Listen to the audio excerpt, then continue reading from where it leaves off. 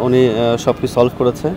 20% বাকি আছে এখনও। আমার নাম কিন্তু বলে নাই, উনি কারণ আমি বলে নাই, বা যে ব্যক্তি ইন্টারভিউ নিয়েছেন সে তার নিজের মন বানানো নামটা বসে সুন্দর করে নামটা বসাইছে। ইংল্যান্ডে যাব আমি 2 মে, ওইখানে একটা টিমের সাথে কথা হয়েছে আমার খেলার। না দেখেন, as a batsman, as a national player বা অ্যাজ এ একটা প্লেয়ার কখনো সন্তুষ্ট হতে পারে না। বাট যে পারফর্ম করেছি আমি নিজে সন্তুষ্ট না, আর একটু বেটার হলে ভালো হতো। বাট চেষ্টা করছি ভালো কিছু করার জন্য। তো অনেক সময় পরিবেশটা হয় নাই, অনেক সময় আম্পায়ার কিছু ভুল আউট দিয়ে দিচ্ছে, কারণ আপনারা জানেনই আম্পায়ার আমাদের একটা ব্যাড কল দিয়ে দেয়, রিভিউ সিস্টেম নাই। তো এটা আসলে কিছু করার নাই, অনেক সময় হয় নাই। বাট চেষ্টা করছিলাম ভালো কিছু করার। বাট একটা লাস্ট ম্যাচ আছে, শেষ করতে পারলে ভালো লাগবে। অবশ্যই ভালো, এখন অনেকটা ভালো। এবং যারা ম্যানেজমেন্টে আছেন, সাজ্জাদ ভাই যারা আছেন, আমাদের সবার টেক কেয়ার নিয়েছেন, এবং আলহামদুলিল্লাহ এখন পুরো সব ঠিক আছে। বিভিন্ন ধরনের ইস্যুস সামনে এসেছিল, সেই বিষয়গুলো কিভাবে সলভ হয়েছে? কোন বিষয়গুলো আসলে? যেমন পারিশ্রমিক ইস্যুর কয়েকটা বিষয় ছিল, আপনাকে নিয়ে একটা গণমাধ্যমে কথা উঠেছিল, সেই জায়গা থেকে সেই বিষয়গুলো কিভাবে সলভ হয়েছে? পারিশ্রমিক যেটা হচ্ছে বললাম, সাজ্জাদ আমাদের টেক কেয়ার নিয়েছে, উনি সব কিছু সলভ করেছে। 20% বাকি আছে এখনও।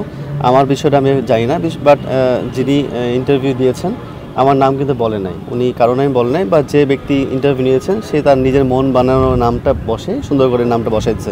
তো এটা আসলে অনাকাঙ্ক্ষিত। এটা আসলে এটা প্লেয়ারের জন্য হোক, বা যারা আপনারা আছেন, সাংবাদিক যারা আছেন, ভাই ব্রাদার যারা আছেন, এটা আসলে খুবই লজ্জাজনক একটা বিষয় যে কারো নাম বেছে টাকা কামানো, বা এটা খুবই একটা অপ্রত্যাশিত বিষয়। এটা না হলেই ভালো, কারণ আপনারা আছেন, আমরা আছি, আপনারা আছেন।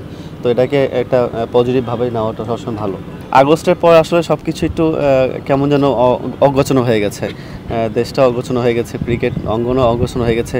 তো এই বছরটা ডিপিএলটা হয়েছে, এটা আলহামদুলিল্লাহ প্লেয়ারদের জন্য খেলতে পেরেছি, ভালো লাগছে। বাট আরেকটু গোছানো হলো, আরেকটু সব ঠিকঠাক হতো, কারণ পারস্পরিক একটা বিষয় ছিল, অনেক টিম ওনার নাই, অনেকজন টিম ওনারকে আর পাওয়া যাচ্ছে না। তো একটু অগোছানো মনে হচ্ছে, বাট আলহামদুলিল্লাহ শেষ হয়েছে।